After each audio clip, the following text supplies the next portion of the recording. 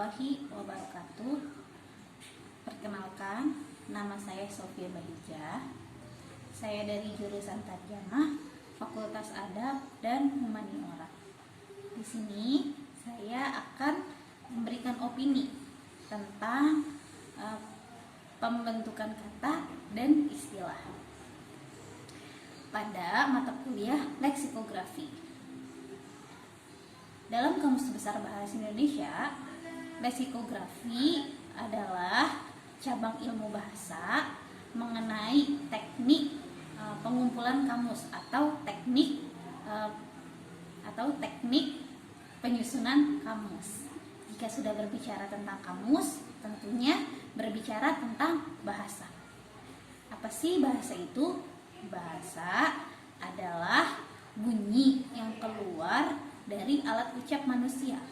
Bahasa bersifat arbitrary atau mana suka. Bahasa biasanya digunakan sebagai alat untuk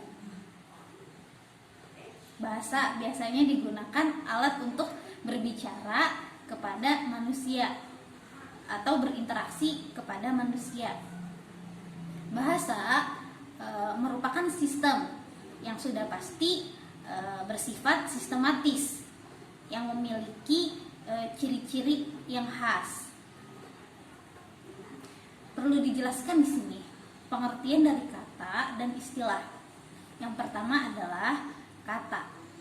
Kata adalah morfem atau kombinasi morfem yang biasanya oleh bahasawan dianggap sebagai satuan terkecil yang dapat diucapkan sebagai bentuk bebas. Adapun yang kedua adalah istilah.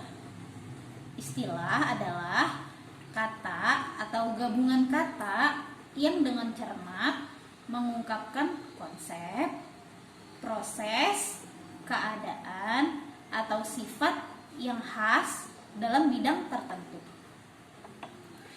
Dalam buku Cakrawala Linguistik Arab karya Dr. Moh Syarif Hidayatullah,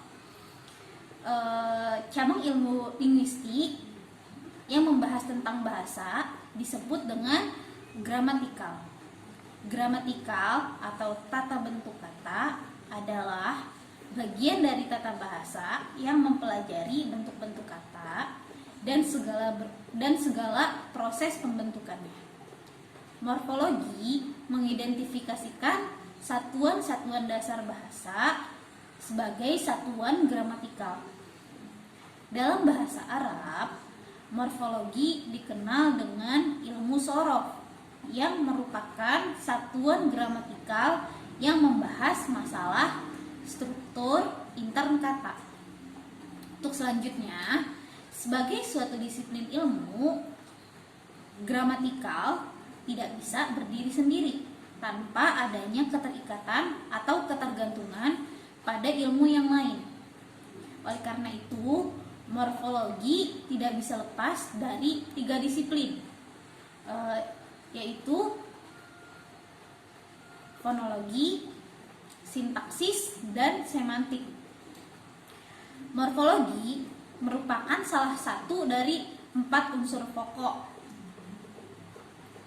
Yang pertama ada fonologi, morfologi, sintaksis, dan semantik dalam ilmu linguistik. Selanjutnya, dalam satuan kata atau morfem adalah bentuk bahasa yang dipisah-pisahkan menjadi bagian yang lebih kecil. Contohnya, contoh morfem, al-ilmu. Al dan ilmu itu 2 kata yang berbeda. Al disebut dengan morfem terikat dan ilmu disebut dengan morfem bebas.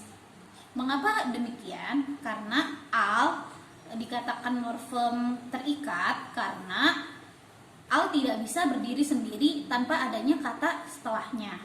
Jika ilmun dikatakan morfem bebas dikarenakan ilmun bisa berdiri sendiri tanpa adanya al dan dia memiliki makna tersendiri. Kemudian kemudian ada akar atau asal dan pola atau wazan.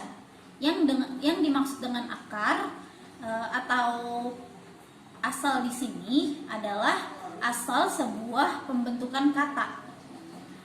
Contohnya kata kataba. Kata kataba ya berasal dari kata ka, taf, ka, ta, dan ba.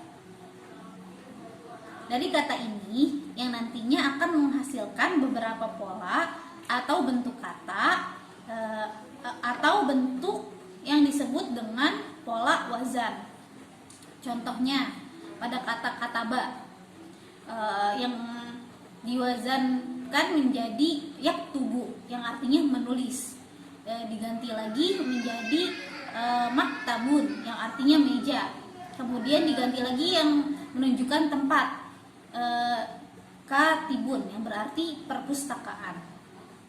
Kemudian dalam contoh istilah misalkan khafifur riyad gitu, yang berarti ringan tangan.